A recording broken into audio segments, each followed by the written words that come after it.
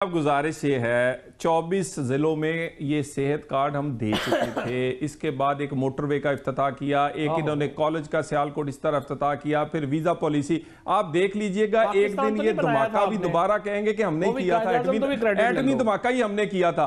और देख लीजिएगा ये हर चीज का क्रेडिट जो है ना अल्लाह, क्योंकि 5 साल हमने इतने काम शुरू किए, ये तख्तियां लगाएं भी तो इनके पूरे वो गुजर जाएंगे, लेकिन हमारे काम पे लगाएंगे और हमने किए हुए हैं। ये दुनिया को जो मर्जी आप कहें, दुनिया इंटरनेट पे बैठी है, ये वही गूगल करते हैं जो चौई साहब कहा करते थे जिसमें 50 रुपए का हेलीकॉप्टर चलता है, वो गूगल करते हैं, वो कहते हैं ये तो नवाज शरीफ का कार्ड है भाई, ये कौन बेवकूफ बना रहा है। वो कहते हैं ये तो भाई मोटरवे ये नवाज शरीफ ने इफ्तिताह किया था, और ये बहुत कमाल हो गई है। अभी हेलीकॉप्टर 55 पे चलते हैं, आप चेक कर लेना उसकी क्या। अब तेल की कीमतें कम हो गई, हो सकता है 50 से नीचे आ गए। हाँ, लेकिन वो है जो होता है उसका जो एयर ऑयल होता है, ये पानी वाला हेलीकॉप्टर होगा कोई मेरा ख्याल।